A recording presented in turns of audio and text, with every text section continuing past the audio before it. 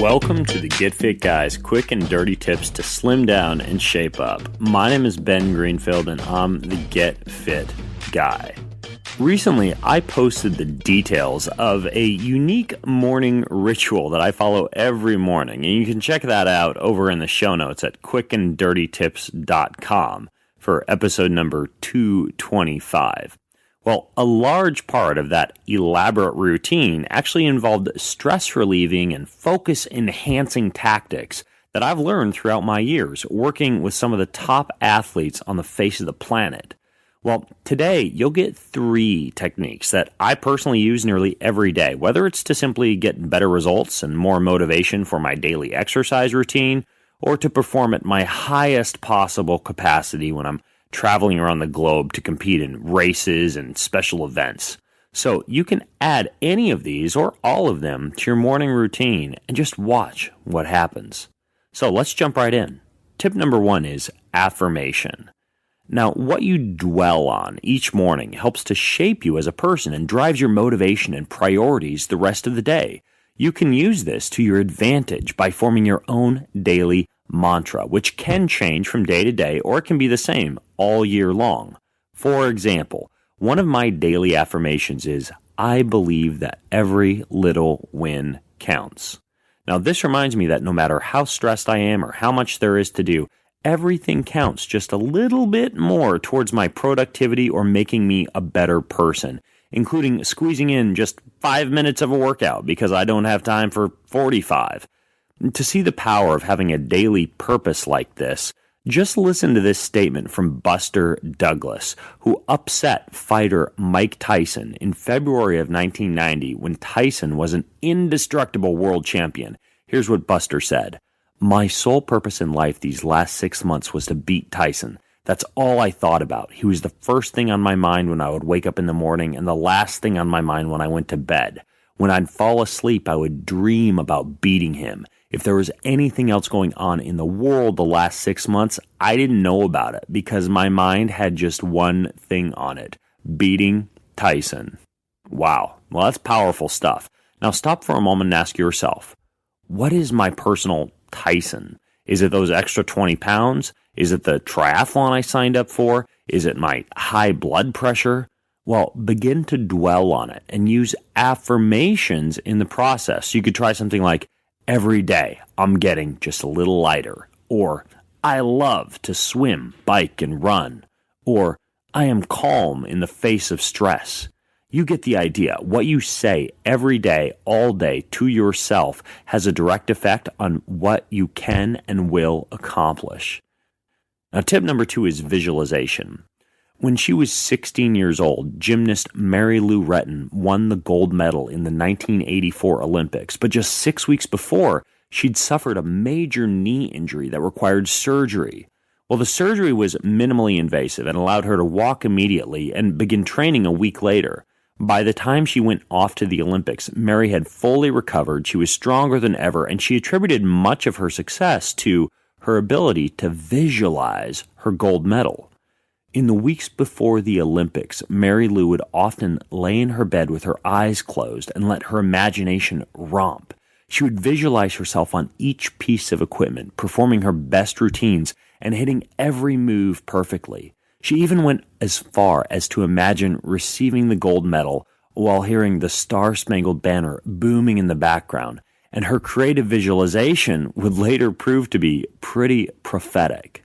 Well, want another example of visualization? Look at Michael Phelps, one of the most decorated Olympic gold medalists ever.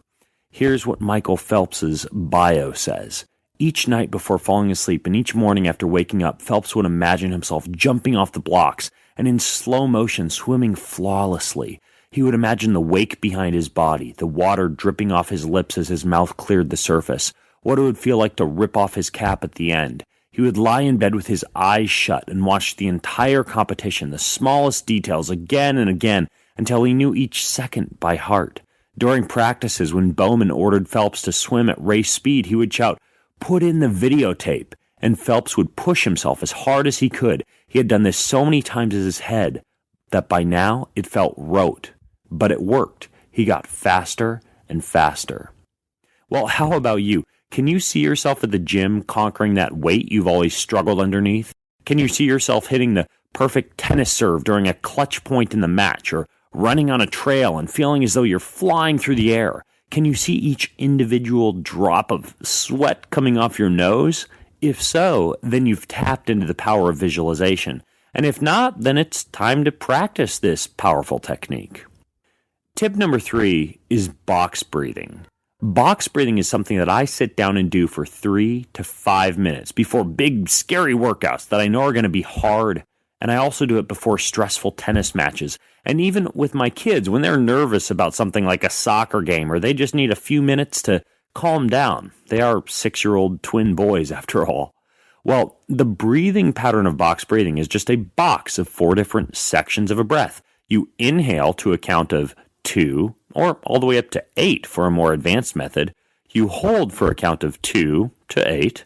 You exhale to the same count, and you hold for the same count. You could start at 2 if you find 4 or 6 or 8 to be too difficult, or you can take it up a notch if 2 is too easy. So the way that it would go, for example, would be a 2 count in, then a 2 count hold, then a 2 count out, then a 2 count hold. Or 4-4-4-4, 6-6-6-6, 8-8-8-8. You get the idea. How do you know how long to make each section of the box? Well, you should be uncomfortable while holding the exhale, and you should be forced to fill nearly the entirety of your lung capacity on the inhale. The benefits of this kind of box breathing include reduction of performance anxiety, control of your arousal response, increased brain elasticity, enhanced blood flow and reduced stressful mental stimulation, enhanced learning and skill development, and increased capacity for focused attention and long-term concentration. Wow, that's worth a try, huh?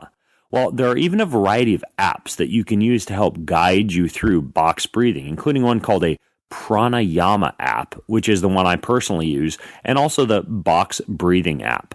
I'll put a link to both of those, as well as many of the other things that I've talked about in today's show, as well as the books that I'm about to recommend to you, over at quickanddirtytips.com.